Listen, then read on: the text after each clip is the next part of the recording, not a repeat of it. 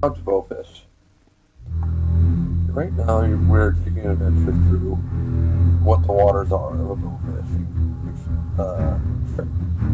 As you can see, the water is pretty murky and it's tough. It's grassy because that's where the carp like to sit. Bowfishing in the water, you want to walk around or find water where you can see the fish and get over the top of them where you can actually see what's going on.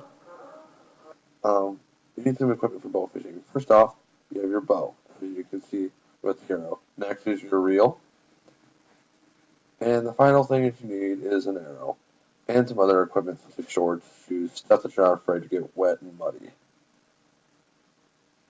Um, right here, this is where Matt is drawing back and going to show us where a shot is.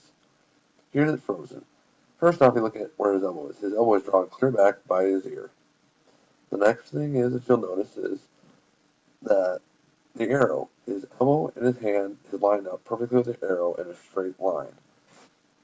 The third and final thing is his eyes. Look where his eyes are looking. His eyes are looking straight down the arrow, down in the water. And after you put all this together with a proper bow, drawing back, and technique by looking down the arrow, you'll see some success clips here in the following. This one, you can't really see our shot because, again, it's murky, but there's a kill. And the fish is really flopping, not wanting to be shot at.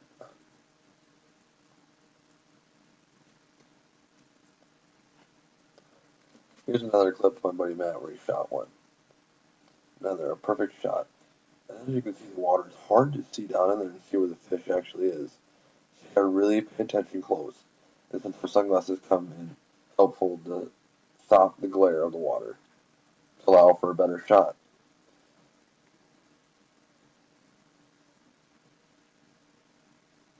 This one again is another successful shot. It's a farther shot.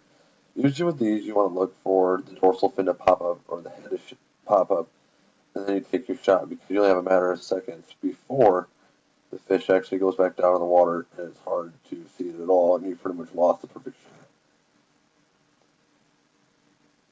Here, this is an example of how to hit the bow fish or the carp off after you shoot it. Here, you see Matt takes a great shot, shoots the fish, and he reels it in. And this is done on the reel that I showed you earlier. And this is how you get the fish off.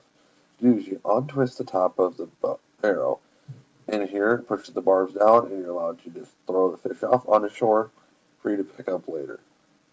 And then before you take another shot, you need to make sure you screw the tip back down. If you don't screw it back down, the barbs are going to stay down, and the fish can either squirm off or you'll lose the arrow tip. And then you have a bigger issue.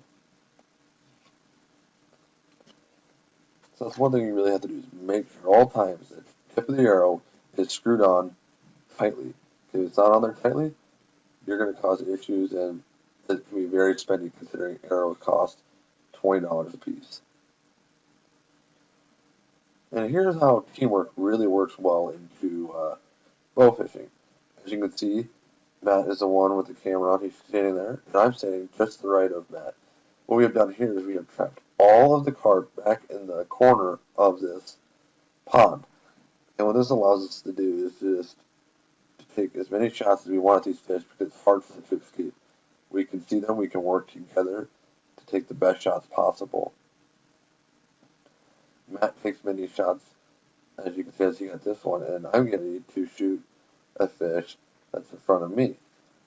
And the nice thing is Matt is blocking the opening for him to swim back out in the main part of the pond as I am guarding the shoreline. So as you can see, teamwork is very important to lead to success.